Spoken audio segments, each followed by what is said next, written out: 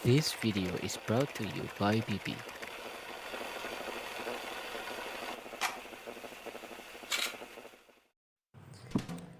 Oke, Tawa. ntar dulu. Gak apa-apa. Ya jadi kali ini kita akan ngobrol lagi tentang keresahan kita sebagai manusia. Sebagai manusia.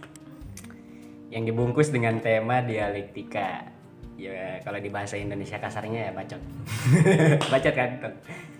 Berdasarkan opini pribadi dan pengalaman hidup. Ya kan. Nah, tema kali ini kita akan membahas tentang sudut pandang dari anak bungsu dan anak pertama. Apa sih enaknya? Oke. Kece. Kan lo anak Ya anak bungsu, aku anak pertama. pertama. Oke, cocok ya di sini. Hmm. Tema sekarang hari ini adalah Ya orang kan banyak apa ya, kalau anak bungsu gaul sama anak bungsu, mereka pasti ngobrolin enaknya jadi anak pertama. Selalu membanding-bandingkan. Anak pertama itu menurut anak bungsu dia ngerasain masa kejayaan orang tua. Dia ngerasain kasih sayang yang lebih karena waktu itu orang tua kita masih sehat-sehatnya, masih saling mencintai, masih benar-benar semangat lah dalam menjalani kehidupan sebagai keluarga. Kalau anak bungsu kan kita cuma remahan rengginang, Pak. itu yang kamu rasakan. Oh iya. Saat ini. Sebagai anak bungsu, kita mainan aja bekas nih, bekas kakak-kakak kita gitu. Betul, Jadi betul. nggak ngerasain masa kejayaan atau kadang kita ngerasain keluarga udah nggak harmonis di masa nggak harmonis. Nah, Tapi gimana? yang kamu rasain sebagai anak bungsu, kakakmu berperilaku seperti apa kepada adik-adiknya dan ke orang tuanya di dalam keluarga? Mungkin beda ya dari sudut pandang saya. Kalau saya sebagai anak pertama, saya merasakan apa yang dirasakan oleh adik saya ketika dibandingkan dengan prestasi saya, dengan perilaku saya. Adik saya selalu merasa dibanding-bandingkan, dan di situ mungkin yang kamu rasakan pada saat ini. Tapi saya sebagai kakak kadang juga merasa kenapa orang tua saya selalu membanding-bandingkan. Mungkin dari sini kita bahasnya ke sudut prestasi aja ya. Mungkin prestasi saya lebih baik dari adik saya, dan di situ saya merasa nggak pantas gitu sebagai seorang anak, dan saya mempunyai adik yang seharusnya saya bimbing agar bisa semakin lebih baik, meskipun faktanya adik itu juga tidak benar-benar gitu seperti kita. Nah di situ kalau kita membahas lebih jauh kan, saya anak pertama dan saya punya adik ya. Iya, sebenarnya di dari berbagai macam perspektif dari anak pertama sama anak bungsu itu ya kuncinya ada di anak pertama. Ketika anak bungsu itu dibanding-bandingkan sama keluarganya, sama orang tuanya dengan kakak-kakaknya yang lain, dia pasti tertekan. Nah di situ kalau anak pertama atau anak kakak-kakaknya yang lain gak mengambil peran sebagai penengah atau sebagai penenang, anak bungsu ini mau cerita ke siapa selain ke mereka. Betul. Nah, di Dan situ. kadang saya juga sering bilang ke orang tua saya tidak untuk selalu membandingkan antara anak pertama, anak kedua, ketiga, dan selanjutnya. Iya. Mungkin bagus tujuannya dari orang tua ya, pasti itu positif untuk melihat anaknya lebih baik gitu. Karena apa? Karena anak pertama kan dilihat sesuai dengan ekspektasinya ketika dia mendidik pertama, tapi anak kedua, ketiga kadang tidak seperti yang mereka inginkan. Ekspektasi yang mereka inginkan ketika didikannya sukses di anak pertama ya. Secara contohnya, oh kamu harus pinter kayak gitu ya. Tapi anak kedua ketika disuruh untuk belajar pinter tapi nggak mau. Nah, itu perbedaan yang memang kita harus terima gitu. Karena apa? Tuhan juga mengajarkan kita ya dalam segi perbedaan, dan Tuhan tidak pernah membedakan satu sama lain. Nah di situ saya selalu bilang ke orang tua saya tidak untuk selalu membandingkan. Ya, dampaknya sangat banyak sih ya, terutama banyak mungkin banget. yang kamu rasakan sebagai anak Iya. bungsu. Kalau saya tidak merasakan secara harfiah ya, tapi saya merasakan secara ya mungkin Batin. batin atau kafayah ketika adik saya mungkin nangis, Iya. ketika adik saya itu mengeluh secara personal kepada saya gitu. Sikapnya yang berubah. Iya, sikapnya yang kepada saya itu bertolak belakang dari sebelumnya ketika dia merasa dibandingkan. Ya, saya selalu bilang ke orang tua saya bahwasanya biarlah dia gitu belajar dari pengalamannya dan mengerti apa yang seharusnya dia lakukan dengan apa? Dengan menasihati tidak terlalu tinggi. Jadi kadang saya dalam bahasa itu juga ingin ambisi atau apa yang diinginkan oleh orang tua saya itu diturunkan. Nah, ya alhamdulillahnya sekarang adik saya udah mulai terbuka, enjoy dengan keadaan situasi yang sekarang dia inginkan. Karena itu kan dipengaruhi sama waktu. Kita waktu dulu kecil mana pernah mikir seperti itu. Kita belum bisa nerima kenapa kita dibandingkan, kenapa kita dididik dengan cara yang sama. Lihat kakakmu kalau disuruh gini dia nurut gini, sekarang dia jadi juara dan lain-lain itu. Sedangkan kamu adanya kok masa beda gitu. Padahal ya pertama harusnya kan orang tua sadar gitu. Orang tua sadar sebagai orang tua setiap anak memiliki potensi yang berbeda. Betul. Entah itu misal kakaknya ya dia prestasi di sekolahnya tinggi, ya belum tentu si adiknya ini bodoh dalam dunia bisnis. Siapa tahu kakaknya emang jadi akademisi, adiknya malah jadi entrepreneur.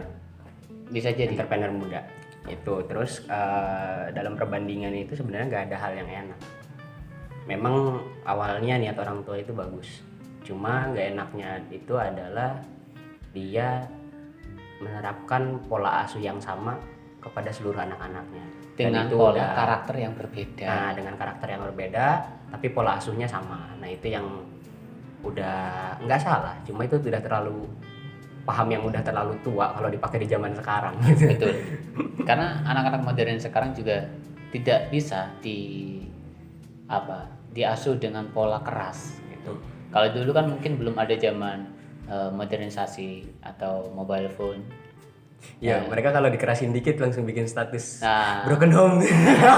Itu kan sekarang ya.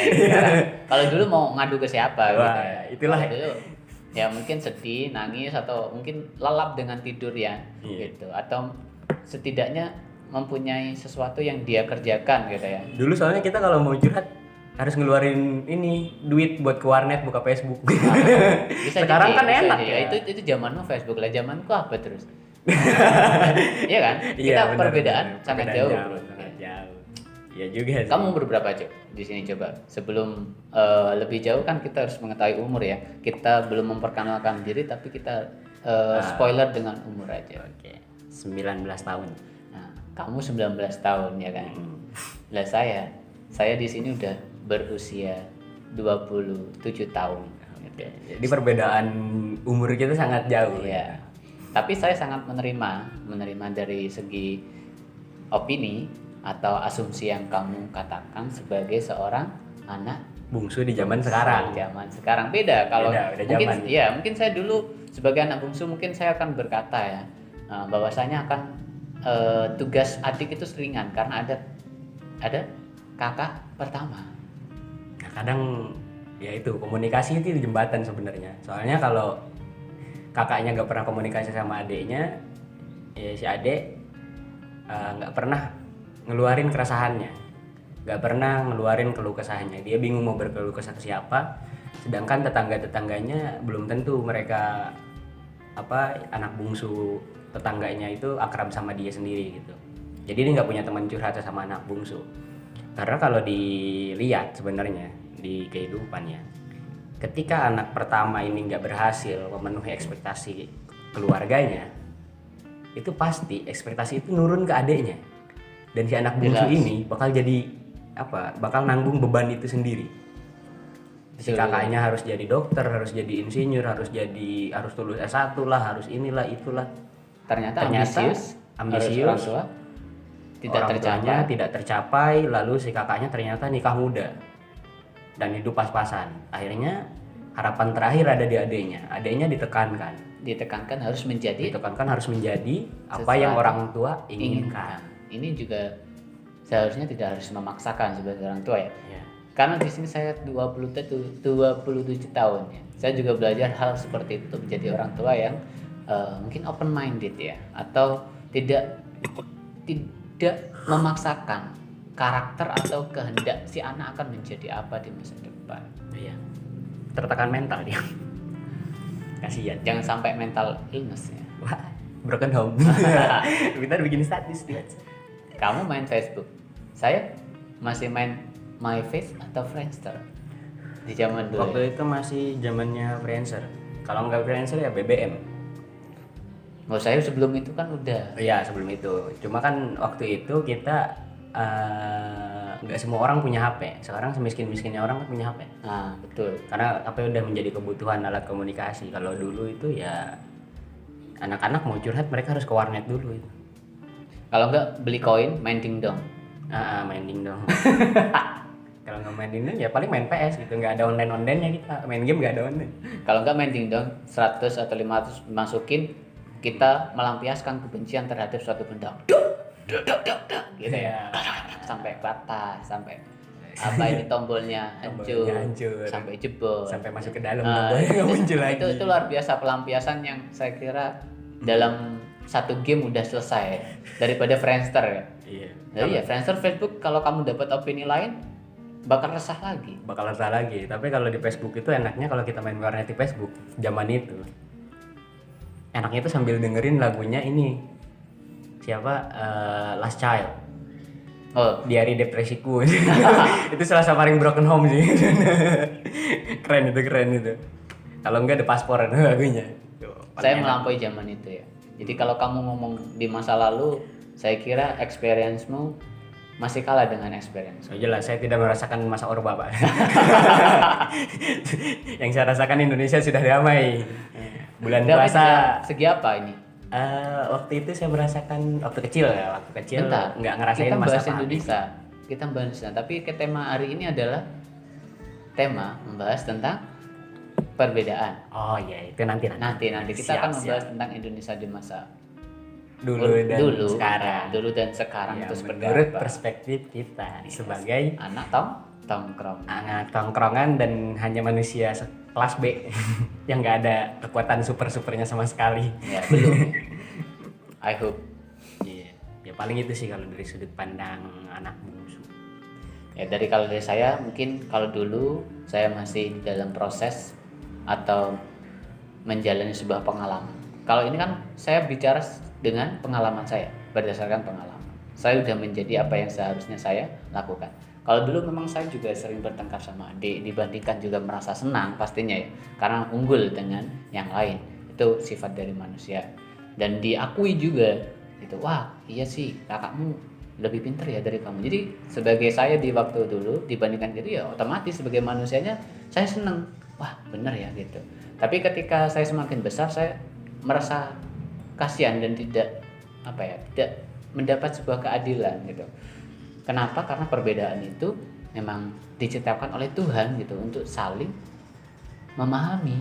Nah, sebenarnya perbandingan itu nggak salah. Emang semua perbandingan yang orang tua kasih ke kita itu bentuknya adalah sebagai pemicu biar kita semangat. Ya. Nah, lihat kakakmu. Cuma sayangnya yang orang tua nggak sadari adalah mereka minim apresiasi. Padahal setiap proses anak itu beda-beda. Si kakak emang mungkin dari lahir udah pinter. Tapi kalau si anak emang nggak ada bakat di dunia pendidikan dan dia lebih suka jualan, ya nggak menutup kemungkinan kalau dia emang bakal jadi pebisnis ulung gitu. Cuma kan di situ minim apresiasi. Si kakaknya dapat piala juara 1 di kelas di perlombaan biologi atau IPA dan lain-lain, tapi si Ade udah buka outlet makanan, jual makanan yang mungkin dia udah siap untuk buka cabang 2 atau 3 gitu. Sayangnya yang diapresiasi cuma kakaknya yang menang perlombaan dibanding adiknya yang udah bisa menghasilkan, ya udah punya penghasilan sendiri gitu. Jadi apresiasi itu sangat penting ya, meskipun itu hal kecil yang dilakukan oleh Penting, seseorang. apalagi dari keluarga. Nah, Itu penting banget karena siapa sebagai- lagi yang mengapresiasi pertama gitu loh. Harapannya loh, selain orang lain kan harapannya wah keluarga harus mengapresiasi dulu nih sebelum orang lain gitu. Iya, Jadi karena di dalam keluarga harus saling sinkronisasi gitu untuk memberikan dukungan satu sama lain. Dengan apa? Saling mengapresiasi ya, untuk terutama yang pertama menurut saya apresiasi, kedua ya support gitu. Tidak untuk selalu menjatuhkan. Sayangnya kan yang terjadi di kehidupan, di kenyataan itu ya orang tua hanya sekedar memberikan pemicu, dorongan dengan harapan si anak ini kalau dibandingkan ini semangatnya bakal naik. Tapi ketika sebenarnya si anak ini udah pernah nyoba, belum tentu si anak ini nggak nyoba, males bandingin mulu, enggak. Justru perkataan itu muncul karena si anak ini pernah nyoba tapi nggak dilihat prosesnya, nggak diapresiasi, apa yang pencapaian itu nggak diapresiasi sama sekali gitu. Padahal kata-kata Jangan keresahanmu jangan diungkapkan sampai ke hati dong, jangan ke hati. Enggak, padahal kata-kata ini padahal kan kata-kata sesimpel wah keren ya, oh bagus tuh katanya, lanjutin, itu udah mantep loh.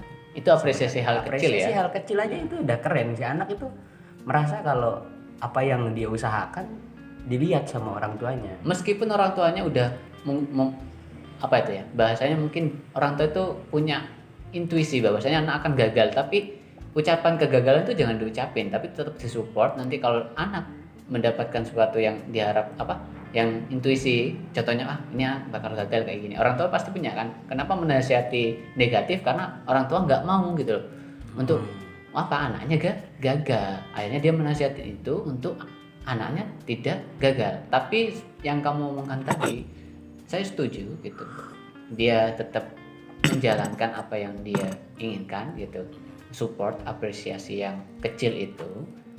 Tapi sebetulnya orang tua juga memandangnya bukan di situ juga loh, karena dia tahu anak ini bakal kayak gini, karena udah tahu karakteristik dan sifat kita. Tapi sebagai sebagai orang tua itu gimana ya, mungkin zaman sekarang, anak sekarang itu kalau dia tidak mengalami secara pribadi, dia juga tidak bakal paham. Ya sebenarnya kan bukan anak zaman sekarang aja, maksudnya kan gini. Kalau ya, boleh kata pandanganku kan gini, si anak ini orang tuanya emang berniat ngasih tahu itu biar anaknya gak gagal, karena dia punya intuisi, dia tahu karakteristik anak ini nggak cocok nih kalau di bisnis gitu, dia bagusnya di sini, sedangkan si anak pengen berbisnis. Nah si orang tua udah ngasih pandangan kegagalan ke depannya sama si anak ini, padahal jangan. Harusnya, karena di umur si anak yang segitu, kecuali si anaknya udah umur 5 tahun, 30 tahun nih, udah tua lah gitu, udah nikah dan lain-lain, ya silahkan gitu, karena emang dia udah gak punya waktu buat hal coba-coba. Tapi di umur kisaran 18 tahun atau setelah lulus SMA lah, dia setelah lulus SMA ke atas, pokoknya 25 ke bawah, itu emang usia dia untuk mencoba hal-hal baru, dia eksperimen. Itu emang kadang di situ dia harus nemuin kegagalan supaya dia belajar dari kegagalan itu. Nah di sini fungsinya orang tua dan saudara-saudara atau teman-temannya ini sebagai orang yang nyupport ketika dia gagal lagi, bukan setelah gagal jatuh ditimpa tangga, dipukul lagi sama kenyataan, dia bonyok pak. Bonyok si anak ini anak yang bakal kalau dia punya mental illness, dia susah untuk bangkit lagi gitu loh. Nah, subconscious itu juga perlu. Nah mindset, kalau mindsetnya udah kena, kalau mindsetnya dibilang manusia gagal terus, ya dia bakal ngecap dirinya sebagai manusia gagal gitu. Tapi coba kalau orang tuanya bilang, oh kamu emang mental pemberani, kamu selalu berani mencoba hal-hal baru gitu, walaupun selalu gagal, tapi selalu gagalnya jangan dibilang gitu. Udah cukup apresiasi apa yang dia coba aja. Oh bagus tuh, nanti coba lagi. Kamu emang nggak mau nih nyoba, kamu kan di bisnis udah ngerasain ini, coba deh kamu di akademi, kamu masuk ini, siapa tahu karirmu bagus karena kamu tahu basic manajemennya. Nah, jadi lebih ke solusi ya, setelah gagal dia menasihati dengan apa yang orang tua inginkan. Contoh orang tua kan mau ke akademik, tapi anak ke entrepreneur, tunggu kegagalan baru nasihatinlah dengan solusi, cobalah yang lain, timingnya di situ. Jadi sebagai orang tua gitu, ini udah maksudnya ke zona time. Oke, di sini kita udah tahu ya, sebagai anak pertama, anak kedua, dan sebagai orang tua itu seperti apa ya, secara logikanya, secara dialektik manusianya kurang jauh seperti itu. Jadi teman-teman kalau ingin komen silahkan, karena di podcast ini kita mengapresiasi ya segala bentuk pendapat kalian terhadap anak bungsu dan anak pertama. Ya, Perspektif itu ya. Tapi kalau dari segi orang tua kita akan belajar dari mana? Yaitu keresahan kita berdua sebagai anak pertama dan anak bungsu yang jelas-jelas terlahir dari keluarga berbeda, dari lingkungan berbeda, dan dipengaruhi oleh pengalaman hidup yang berbeda. Oke, sekian yang mungkin nanti akan ada part 2 dari anak pertama dan kedua. Dari mungkin kalau masih bisa diulik lagi keresahan di dalam keluarga itu masih ada mungkin di part 2-nya nanti. Sebenarnya kita cuma ngobrol-ngobrol santai sih sambil ngopi gitu. Ya tapi kalau direkod sampai 1 jam ya siapa yang dengerin gitu ya. Iya. Terima kasih. Sebenarnya kan pokoknya penekanan sekali lagi ini cuma sekedar opini kita pribadi yang dipengaruhi dengan pengalaman yang berbeda dan perbedaan umur yang sangat jauh sebenarnya. Ini cuma sekedar obrolan gabut kita dan according to our experience. Iya. Jadi ini apa yang kita bicarakan adalah sesuai dengan pengalaman kita masing-masing dan kenyataan. Karena udah berlalu ya guys. Thank you. Sampai jumpa di ngopi lain hari. See you.